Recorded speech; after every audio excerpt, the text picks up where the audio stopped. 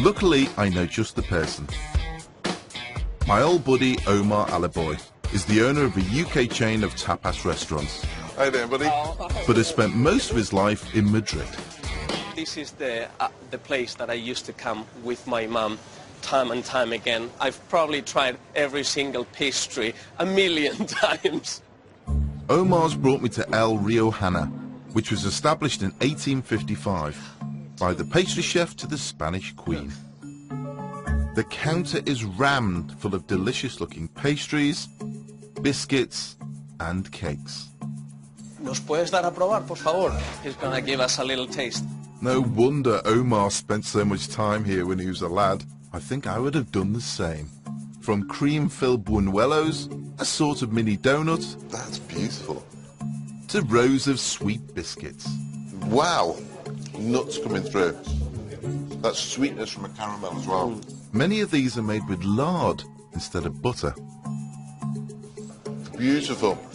That's a dunker as well. Yes. I reckon I'll take 6 dunks and a cup of coffee, that one.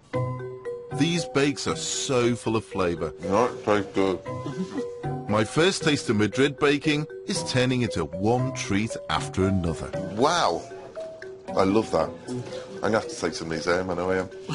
Religion plays an important part in Spanish baking. In fact, most of these bakes are made to celebrate religious festivals of one sort or another. It is religion, again, dominating baking again. So certain times a year they produce something to celebrate Always. a saint or a season. Always, and the nuns in the convents. Still, they do the best biscuits, the best pastries in the country. I just picture nuns sitting there, actually, I mean in black, covered in flour, and producing biscuits and bakes. For me, tasting the pastries and the biscuits have been amazing. What I did find fascinating, though, was the religious connotations in the baking, the way that seasonally certain things are baked at certain times of year. Then when you look at the variety in there, you know you're in a very special place. Gracias. Hasta luego. Something I love almost as much as baking is biking. This is the perfect way to see Madrid. It's a beautiful city with a stylish mix of the old and the new.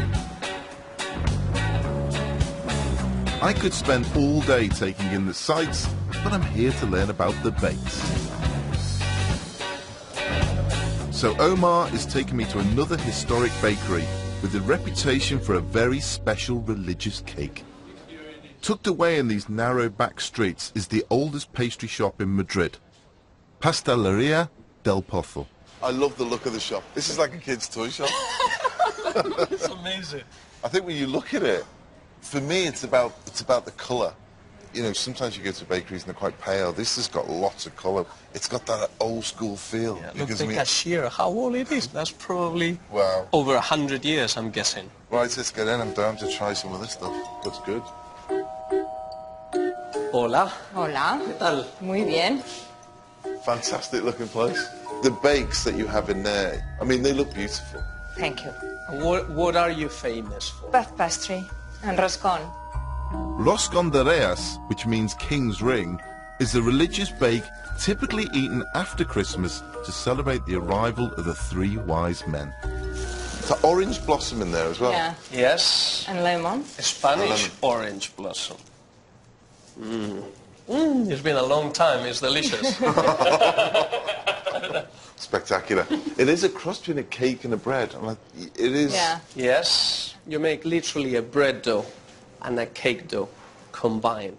So a sponge gets mixed with a fermented dough. Correct. Takes time to make this. It tastes amazing. The whole place for me is just magical. I love going into places like this, and you can really taste the atmosphere as soon as you walk in. This bakery has a reputation for its puff pastry, and there's something else in the window that has caught my eye. An empanada is a stuffed pastry which dates from medieval times, when the Spanish took their inspiration from the Indian samosa. Look at the layers there. See all those beautiful layers, and the filling.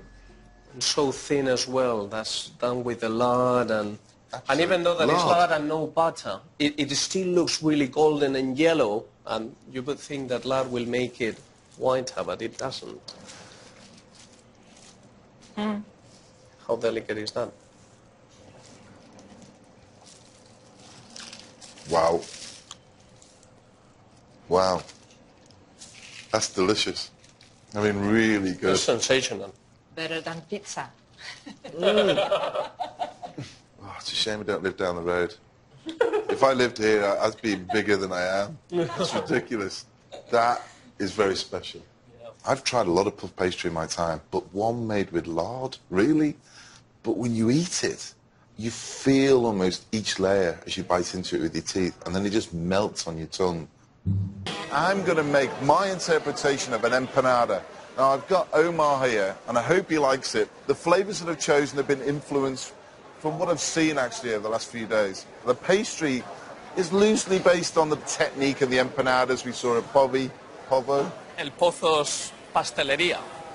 That place. Now I'm going to make a pastry, based like a rough puff pastry. My base dough is made with plain flour, salt and water. Normally, I'd just use butter to layer the dough. But just as they did at Del Pozo, this time I'm adding the best quality pork lard.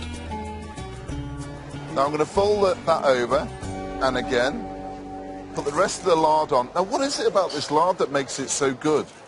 Well, Iberico pigs, they are a different breed that roam freely, and as you know, most of the flavor in meat is in the fat, and that's why Iberico ham is that good. Hence, the lard is that good, and it gives so much character and so much flavor to the pastry itself. I mean, the flavor that we had in the empanada in the bakery was just stunning. Yeah. I mean, that's why I've used it in this. I fold and roll the dough 3 times. Then I'm ready to add the filling. I've got some spinach here, which I'm just going to lay in the middle. Would you mind cutting up some of those peppers? Yes, absolutely.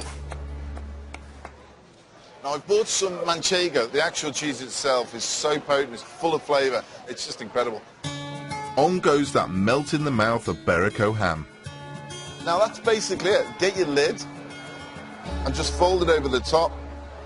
Get your egg wash, loads of that on there. Now, you know where the oven is, don't you? Yes.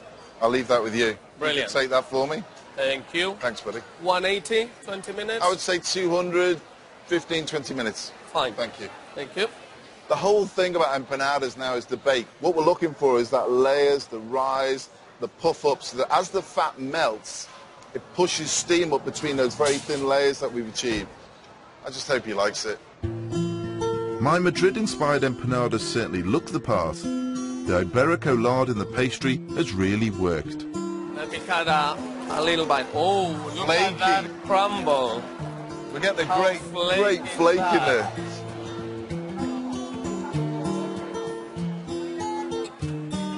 Packed, full of flavor. I'm gonna need this recipe, let me tell you. These empanadas really are so simple and easy. But the Iberico lard has really lifted them. Like the pastries I've tasted in Madrid, they're crunchy and rich, but still light. Well done, it does taste the Spain.